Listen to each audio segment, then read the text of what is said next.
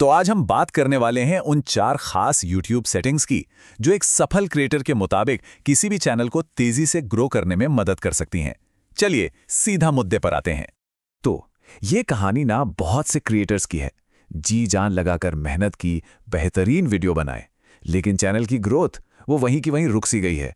और सच कहूं, इससे ज्यादा फ्रस्ट्रेटिंग और कुछ नहीं होता। तो सवाल यही उठता है कि आखिर गड़बड़ कहाँ है? चैनल ग्रो क्यों नहीं कर रहा?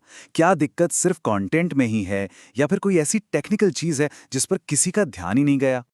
और यहीं पर हमारे सोर्स एक्टिव राहुल एक बहुत ही बड़ा दावा करते हैं। उनका कहना है कि उनके चैनल पर जो लाखों में व्यूज आते हैं ना, उसका एक बहुत बड़ा राज है, कुछ खास सेटिंग्स जिन्हें उन्होंने बस ऑन किया हुआ है। ये बात वाकई में सोचने वाली है ना? और सुनिए, ये सिर्फ हवा में की गई बातें नहीं हैं, इसका सबूत भी है।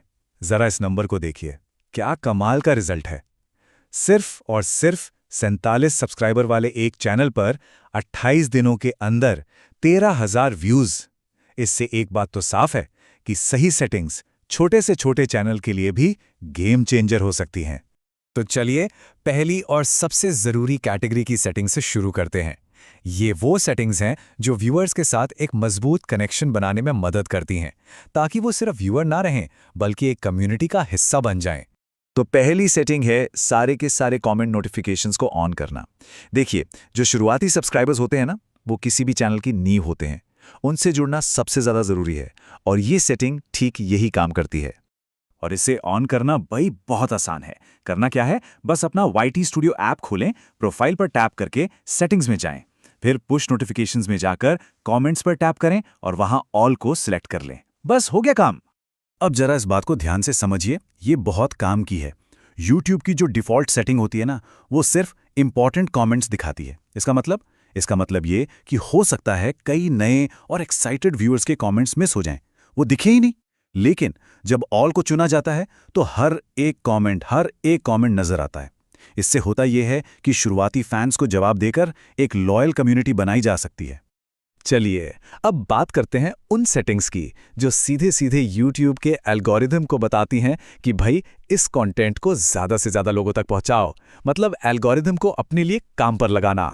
दूसरी सेटिंग है चैनल का होम टैब ऑन रखना। ये सेटिंग ये तय करती है कि जब कोई पहली बार चैनल पर आता है तो उसे सबसे पहले क्या दिखेगा। सीधी सी बात है, ये फर्स्ट इंप्रेशन वाली बात है। तो सोचिए, इसका फायदा क्या है?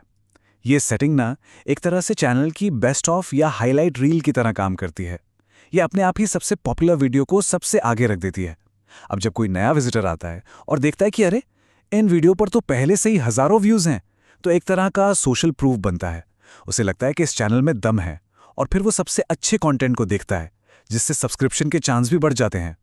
और ठीक इसी से जुड़ी हुई है हमारी तीसरी जरूरी सेटिंग, वो है होम लेआउट रिकमेंडेशन। इसे ऑन करने का मतलब है YouTube को सीधा सीधा ये बताना कि भैया इस चैनल के और भी वीडियो लोगों को जमकर सजेस्ट करो।